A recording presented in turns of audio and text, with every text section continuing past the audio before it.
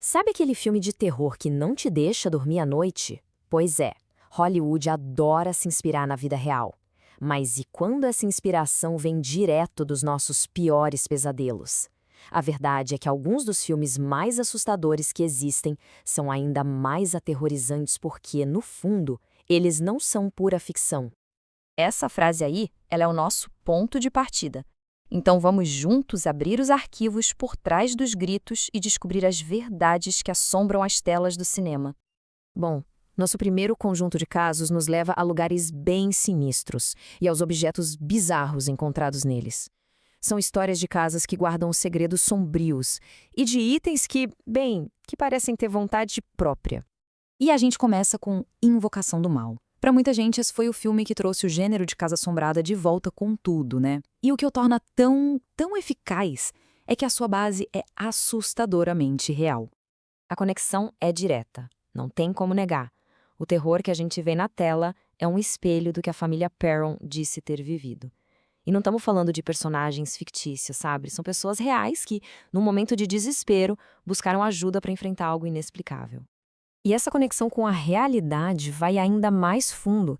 Os investigadores paranormais do filme, Ed e Lorraine Warren, eles existiram de verdade e trabalharam nesse caso da família Perron.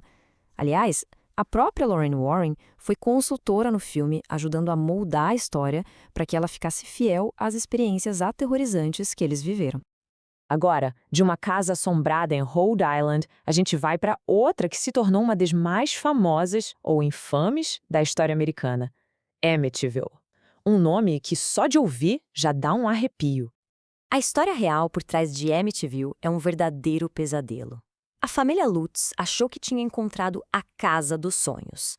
Mas o que eles não sabiam é que aquela casa tinha sido palco de uma tragédia terrível. O que eles relataram ter acontecido lá dentro, virou uma lenda do horror. 28 dias. É um tempo incrivelmente curto. Pensa bem, menos de um mês. Foi o suficiente para uma família inteira fugir de casa, largando tudo para trás, completamente aterrorizada por forças que eles simplesmente não conseguiam explicar. E esses são só alguns dos eventos bizarros que a família Lutz disse que presenciou. Olha, até hoje a autenticidade desse caso é super debatida, claro, mas o impacto que ele teve na cultura popular, isso é inegável. Faz a gente se perguntar o que realmente aconteceu naquela casa. Mas nem sempre o mal está nas paredes de uma casa. Às vezes, ele se apega a um objeto.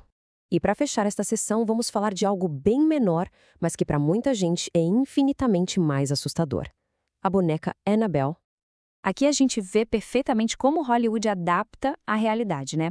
A Annabelle do filme é aquela boneca de porcelana, sinistra, que já dá medo só de olhar.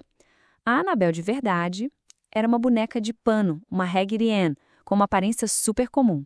O filme pegou a ideia central e criou uma história de origem totalmente nova e aterrorizante para ela. E a boneca real está lá, trancada numa caixa de vidro até hoje. A ideia de que uma coisa tão inocente, um brinquedo de criança, possa ser um canal para o mal, é isso que torna essa história tão profundamente perturbadora. Ok, agora a gente sai das casas assombradas e entra num território diferente, e talvez até mais perturbador. Esse caso não é sobre fantasmas, é sobre uma tragédia humana que acabou num tribunal, forçando a justiça a confrontar a própria ideia de possessão demoníaca. O que a gente vê aqui é a cronologia real e sombria por trás do filme O Exorcismo de Emily Rose. A história de Anneliese Michel não é ficção, é uma sequência documentada de eventos em que fé, medicina e desespero colidiram. E o resultado foi devastador. E aqui a gente chega no coração do conflito. Duas visões de mundo completamente opostas. O caso da Anneliese forçou a sociedade a uma pergunta muito incômoda. O que afligia essa moça era demoníaco ou psicológico? Enquanto o tribunal lidava com acusações de negligência, o filme se aprofunda na possibilidade aterrorizante de que a fé, no fim das contas, estava certa.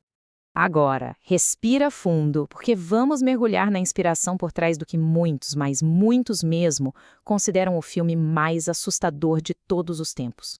O centro da história real de O Exorcista não era uma menina chamada Regan, mas sim um garoto de 14 anos. O nome verdadeiro dele nunca foi revelado. Ele é conhecido só pelo pseudônimo Roland Doe, justamente para proteger a identidade dele. Os relatos das testemunhas desse exorcismo de 1949 são a matéria-prima dos piores pesadelos. Coisas como marcas que surgiam na pele do nada, vozes guturais que não eram dele, objetos levitando, e o mais assustador de tudo, isso foi documentado pelos padres que participaram do ritual. E assim o ciclo se completa. Tudo começou com um evento real, super secreto e profundamente perturbador. Essa história vazou, chegou a um autor, que a transformou num romance, que por sua vez se tornou o fenômeno cultural que aterrorizou o mundo inteiro. Depois de ver tudo isso, a pergunta que fica é: o que faz essas histórias, baseadas em fatos, serem tão mais poderosas e assustadoras do que a pura ficção? Aquele selo, baseado em uma história real, é muito mais do que só uma jogada de marketing. Ele muda fundamentalmente a nossa experiência. Ele planta uma sementinha de dúvida e medo na cabeça.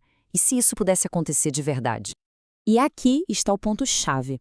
Essas histórias mexem com a gente porque elas exploram um medo primitivo, um medo de que o caos, o inexplicável, o mal possa simplesmente invadir o nosso mundo a qualquer momento. Elas nos lembram que talvez os piores monstros não sejam os que estão na tela, mas aqueles que podem de alguma forma existir na nossa realidade. E terminamos com essa reflexão. Para algumas pessoas, conhecer a verdade por trás da ficção pode até diminuir o medo. Para outras, saber que existiu um pingo de realidade na origem desses pesadelos torna tudo infinitamente mais apavorante. O que isso provoca em quem assiste? A resposta talvez fique na escuridão, depois que os créditos sobem.